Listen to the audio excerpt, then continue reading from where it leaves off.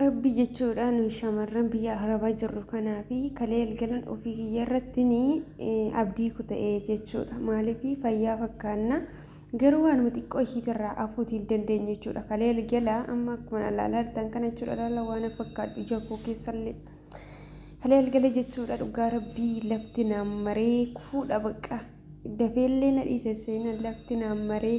ofirra gadi taa'ee jechuudha dafqinarra citee bakka hin jiru wallaalee garaan olla deema sana booddee yaa rabbi maal ijoollee maaliin taa'aa jira ka jireen narri fadhe baay'eedhuma tokko dhugaa waaqayyo jechuudha.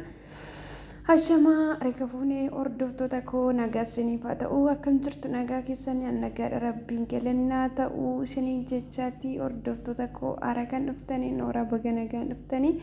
Subscribe gochuuti hin deeggatina isiniin jedha dhugaa waaqayyoo yookiin akka kanatti viidiyoo isinii waraabaa jira jechuudha. Baay'ee tokkoon isin yaadee lalina rifeensi koo ergan dhaadheeyyuu torbee hin guunne garuu bishaan itti naqaa jira jechuudha. Rifeensa immoo yeroo bishaan itti naqanii akka jala jalaa jechuudha fosofosatu hin beektu jechuudha. Baay'ee tokko naguba sammuu koo walakkaayii.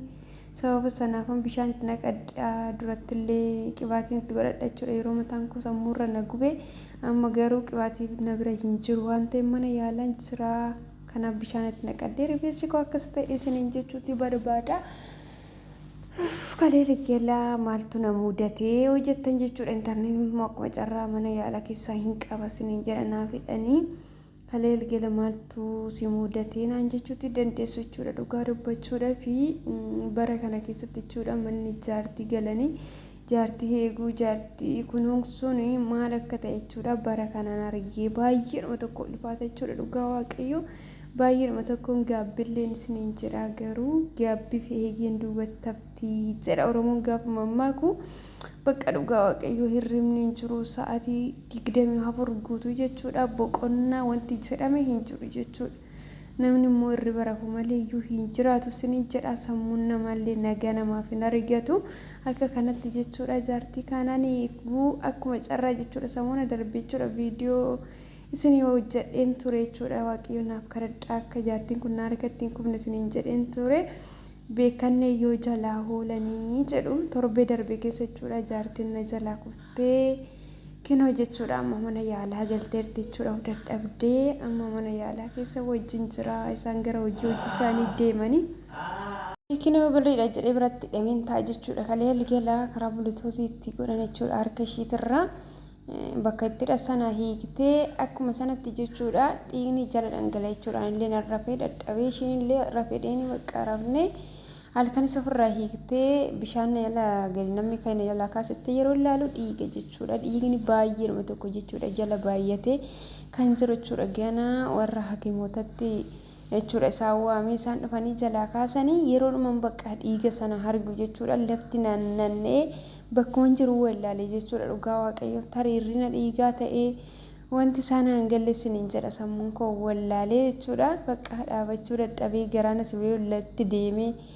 Mataan illee jechuudha akkatti singidee gadi na guggubee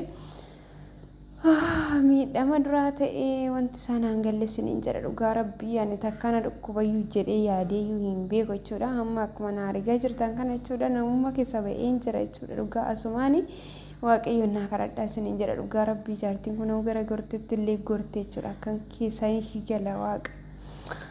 Waan akkasii isiniin jedha. Waan akkasiitu na mudate adaraa keessan jechuudha. Lafa jirtanitti jechuudha. Nyaata keessa seera nyaadhadha.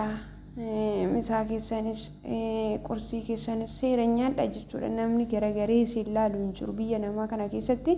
Bakka isaan ofii isaanii qofa jechuudha. Jaartiin amma jaartiin ulloomtu kana qoricha meeqa itti fuudhu na rakkoo odoon jedhanii amma namni garagaree na ilaalu hin jiru jechuudha. Yoo jiraates qoricha mana keessa waanuma argan natti kennu jechuudha.